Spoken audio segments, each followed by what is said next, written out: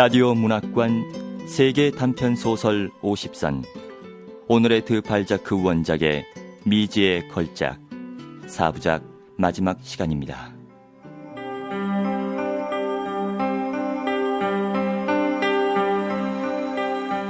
지난 이야기, 프레노페르의 걸작을 보고 싶다는 욕망에 사로잡힌 풋생은 실제 인간의 아름다움과 그림 속의 아름다움을 비교해보라는 구실을 내세우며 자신의 연인인 질레트를 프레노페르에게 바치기로 한다. 한편 프레노페르는 자신의 그림은 그와 함께 살아온 애인이며 창조물이기에 절대로 보여줄 수 없다고 한다.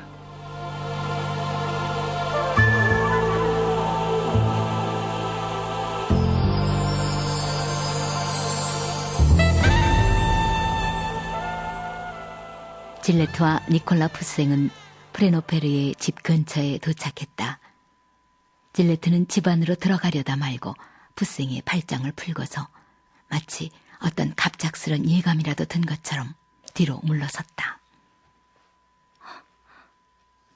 도대체 내가 뭐하러 여기로 왔죠? 질레트, 당신은 여전히 나의 애인이고 난 모든 점에서 당신에게 순종하고 싶어. 당신은 나의 신앙이고 나의 영광이야. 정 싫다면 숙소로 돌아가자. 당신이 그렇게 말한다고 내가 내 의지대로 할 수 있어요? 가자고요. 그녀는 격렬한 자기 억제의 노력을 보이며 덧붙여 말했다. 만약 우리의 사랑이 사라진다 해도, 그리고 내가 가슴속에 길고 긴 후회를 남긴다 해도, 당신은 내가 당신의 욕망에 복종한 대가로 명성을 얻지 않겠어? 들어가자고. 그것이 당신의 발레트 속에서 영원히 추억으로 남는 것보다는 나을 테니까. 두 연인은 그 집의 문을 열다가 포르비스를 만났다. 눈물이 가득 고인 질레트의 미모에 놀란 포르비스는 몹시 떨고 있는 그녀를 붙잡고 노인 앞으로 데려갔다. 자, 보십시오. 이 세상의 모든 걸작들과 비길만 하지 않습니까? 질레트는 강도들에게 붙잡혀와 노예 상인 앞에 세워진 순진하고 겁많은 조지아 소녀 같은 천진난만한 태도로 거기에 서 있었다. 오, 이럴 수가. 그녀는 눈을 내리깔고 두 손은 옆구리에 늘어뜨린 채 기력이 쇠진한 듯이 보였다. 그녀의 눈물은 자기의 정절에 가해진 폭력에 대해 항의하고 있었다. 이 아름다운 보물을 나만의 창고에서 나 스스로 꺼내오다니. 풋생은 스스로를 저주했다. 노인의 눈이 화가 닿은 습관으로, 말하자면 소녀의 옷을 벗기고 그녀의 가장 은밀한 몸매까지 읽어내는 듯하자 그의 마음은 수많은 가책으로 고통받았다. 그는 진정한 사랑에서 비롯되는 맹렬한 질투심에 사로잡혔다. 질레트, 떠나자. 그 말투, 그 외침에 희색이 가득해진 그의 애인이 눈을 들어 그를 쳐다보았고 그의 품 안으로 달려들었다. 그러니까 당신은 날 사랑하고 있군요. 잠시만 그녀를 내게 놓아두게. 그리고 자네들은 그녀를 나의 카트린과 비교해도 되네. 그래, 그 점에 동의하네. 그는 허울뿐인 자신의 여자에게서 환심을 사고자 하는 듯했고 자기 동정녀의 아름다움이 실제 소녀의 아름다움에 대해 거두게 될 승리를 미리 즐기는 듯했다. 선생이 말을 취소하지 못하도록 하게. 포르비스가 풋생의 어깨를 두드리며 소리쳤다. 사랑의 열매는 빨리 식지만 예술의 열매는 불멸한다네. 그에게 있어 난 정말 여자 이상은 아닌 거죠?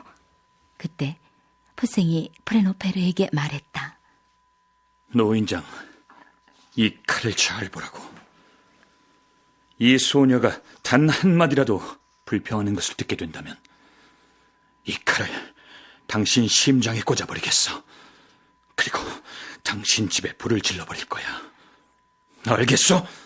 그의 무시무시한 말과 태도는 질레트를 위로했고 그녀는 그가 그림이나 영광스런 장래를 위해 자기를 희생시키려고 하는 것을 모두 용서했다.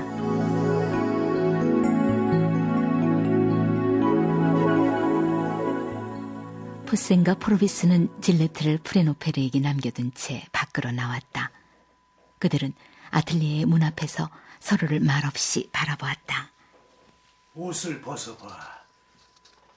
자, 이쪽으로 돌아서. 그녀가 옷을 벗는군. 밝은 곳으로 가라고 그가 여자에게 말하고 있군. 그녀를 비교해보고 있어. 포르비스는 탄성을 지르다가 무척이나 슬픈 얼굴을 하고 있는 풋생을 보고는 이내 말문을 닫았다. 풋생은 단검에 손을 얹고 귀를 문에 거의 붙이다시피 하고 있었다. 어둠 속에서 그렇게 하고 있는 두 사람의 모습은 폭군을 내리칠 시간만을 기다리고 있는 두 음모자의 모습과 흡사했다.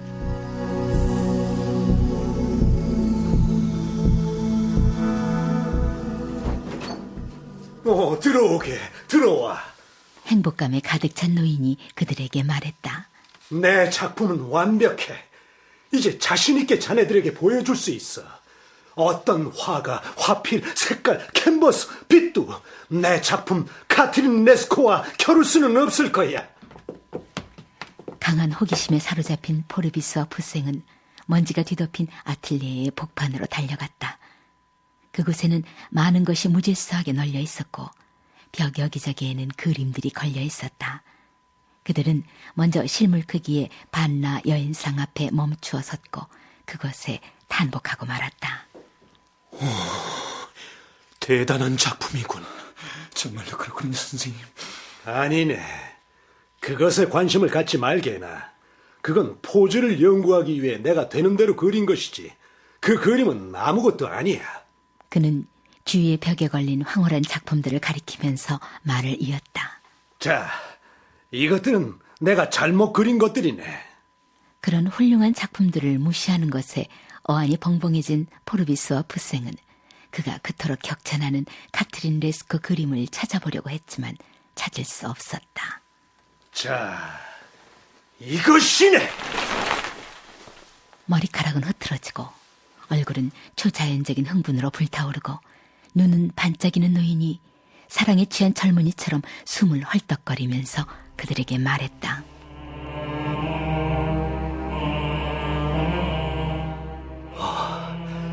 자네들은 이토록 완벽한 것은 기대하지 못했을 것이네. 자네들은 여자 앞에서 서 있으면서도 그림을 찾고 있어. 이 캔버스에는 너무도 많은 깊이가 있고 또한 공기가 너무도 진짜 같아서 자네들은 우리 주변의 공기와 그것을 구분할 수가 없을 것이네. 예술이 어디에 있는가? 없어졌어. 사라졌어. 자, 이것이 소녀의 형태 그 자체네. 이 등 뒤에 손을 올려놓을 수도 있을 것 같지 않은가? 사실 난 7년 동안 햇빛과 대상의 결합 효과를 연구했네. 이 머리카락에는 빛이 가득 넘치고 있지 않은가? 난 정말로 이 여자가 숨을 쉬고 있다고 생각하네. 이 가슴이 보이는가? 누가 무릎 꿇고 경배하지 않겠는가? 살결이 바닥거리고 있어. 푸센과 포르비스는 어리둥절했다. 뭔가 보이세요? 아니, 자넨 아무것도요. 두 화가는 캔버스 위에 빛이 수직으로 떨어지면서 그 모든 효과를 중화시키고 있지는 않은지 쳐다보았다. 그들은 오른쪽, 왼쪽, 정면으로 옮겨가면서 그리고 몸을 굽혔다가 일어났다가 하면서 그림을 살폈다. 이 늙은 화가가 지금 우리를 놀리고 있군요. 보이는 것이라고는 혼란스럽게 쌓인 색깔들과 수많은 기이한 선들뿐입니다. 보게, 우리 생각이 틀렸네. 가까이 다가간 그들은 캔버스의 구석에서 벗은 발 한 부분을 보았다. 그것은 매력적인 발, 살아있는 발이었다.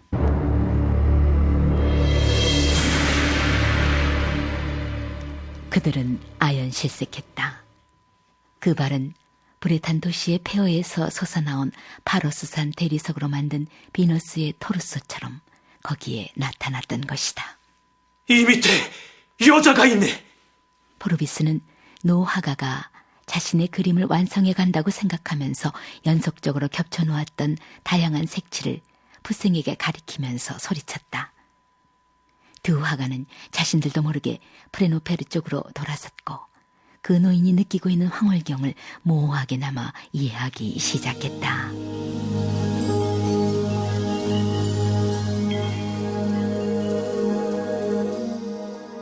그는 진심이네. 그래, 친구. 프레노페르가 정신을 차리면서 대꾸했다. 믿음이 예술에서는 필요하고 그러한 창조물을 만들기 위해서는 자신의 작품과 오랫동안 살아야만 하네. 이 음영 몇 개를 만들기 위해서도 난 많은 작업을 했네. 보게나, 여기 뺨 위에 눈 밑에 가벼운 그늘이 있는데 그건 자네들이 자연에서 관찰하면 거의 옮길 수 없는 것처럼 보일 것이네. 가까이 오게. 이 작품을 더 잘 볼 수 있을 테니까. 자, 여기가 내 보기에는 무척 뛰어나네. 포르비스는 풋생 쪽으로 돌아서서 노인의 어깨를 두드리며 말했다. 그는 정녕 위대한 화가이지 않은가? 네, 화가라기보다는 시인이군요. 여기서 우리 지상의 예술은 끝이 나네. 그리고 그는 여기로부터 하늘나라로 사라질 것이고요. 이 작품엔 얼마나 많은 기쁨이 들어있는가? 노인은 생각에 잠겨 그 상상의 여인에게 미소 짓고 있었다. 풋생이 소리쳤다. 하지만 그는 조만간 그의 캔버스에 아무것도 없다는 것을 알게 될 겁니다. 내 캔버스에 아무것도 없다고? 자네, 이게 무슨 짓인가? 두 화가와 자신의 캔버스를 번갈아 쳐다보면서 프레노페르가 풋생의 팔을 힘껏 붙잡고 말했다. 넌 아무것도 몰라. 촌놈, 강도, 무식쟁이, 어린 녀석. 도대체 넌 왜 여기 올라왔어? 이보게, 포리비스. 자네도 날 조롱할 건가? 대답해보게. 난 자네의 친구야. 말해보게. 그러니까 내 그림은 실패했다는 것인가? 포르비스는 망설이며 감히 아무 말도 할 수 없었다. 그러나 노인의 하얀 얼굴에 너무도 잔혹한 고뇌가 서렸으므로 그는 캔버스를 가리키며 말했다. 보세요. 프레노페르는 잠시 동안 그림을 응시했다. 그리고는 비틀거리며 말했다. 아무것도 없어. 10년간 작업했는데. 그는 주저앉아 울었다. 난 바보 미친놈이야. 난 말이지 재주도 능력도 없는 놈이야. 난 아무것도 하지 못하는 부자놈일 뿐이야. 난 정말 아무것도 만들어내지 못하고 말걸. 아니야. 그리스도의 피와 몸과 머리를 걸고 말하지만 너희들은 시샘꾼이야. 내 그림을 훔쳐가기 위해 그것이 망쳐진 것이라고 내가 믿게 하려는 거지. 난 그녀를 보고 있어. 그녀는 너무나도 아름다워.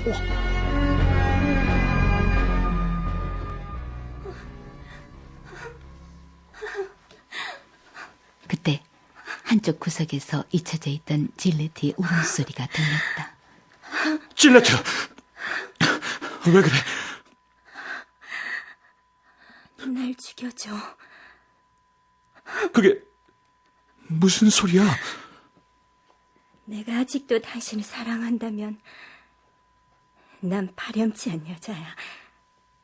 당신을 경멸하니까 당신은 나의 인생이야. 하지만 당신은 날 소름 끼치게 해. 난 벌써 당신을 증오하고 있는 것 같아. 프레노페르는 그의 카트린을 녹색 천으로 다시 덮었다. 마치 능란한 도둑들이 옆에 있다고 믿는 보석 상인이 서랍을 닫을 때처럼 신중하기 짝이 없는 동작이었다. 그는 경멸과 의심이 가득 찬 깊고 음험한 시선을 두 화가에게 던지고는 그들에게 말했다. 아디우, 친구들. 그 이별의 인사가 그들의 몸을 얼어붙게 만들었다.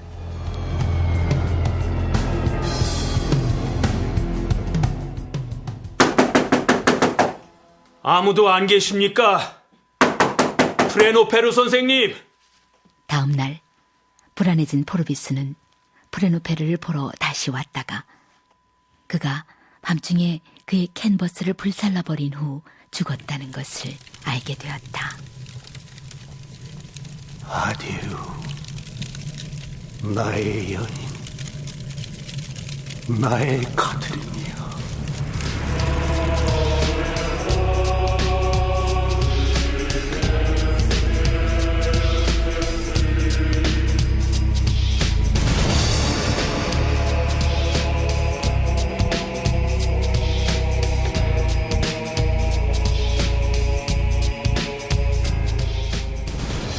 라디오 문학관 세계 단편 소설 50선 오늘의 드 발자크 원작의 미지의 걸작 마지막 회를 들으셨습니다. 화가는 결국 자신의 그림을 불태우고 죽음을 맞습니다. 이러한 결말이 의미하는 바는 무엇인지 상명대 프랑스어 문학과 이철희 교수님의 말씀으로 들어보겠습니다. 미지의 걸작의 다소 난해한 결말은 발자크가 가지고 있는 예술에 대한 관점에서 그 해석의 실마리를 찾을 수 있습니다. 발자크는 예술이 현실과 어떤 관계를 맺어야 하는가에 깊은 관심을 보였습니다.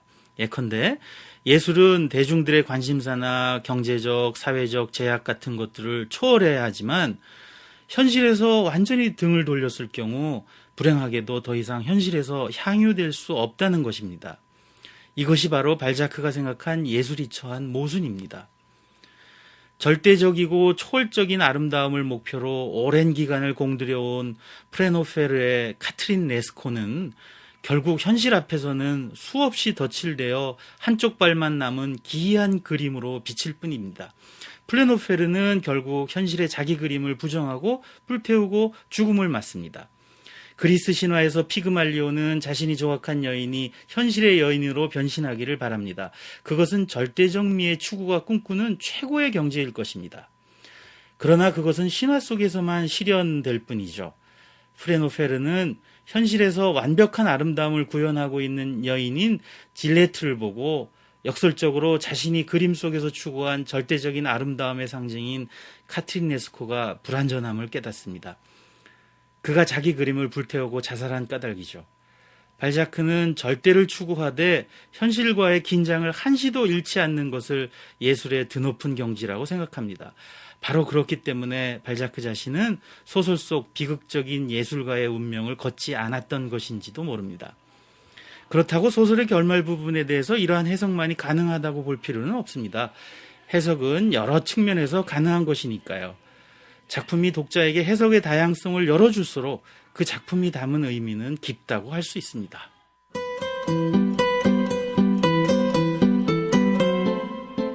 지금까지 출연 안경진, 김한진, 송준석, 박경찬, 정윤정, 김창열, 박희은, 기술 김태호, 효과 이용문, 정현재, 음악 김지연이었습니다.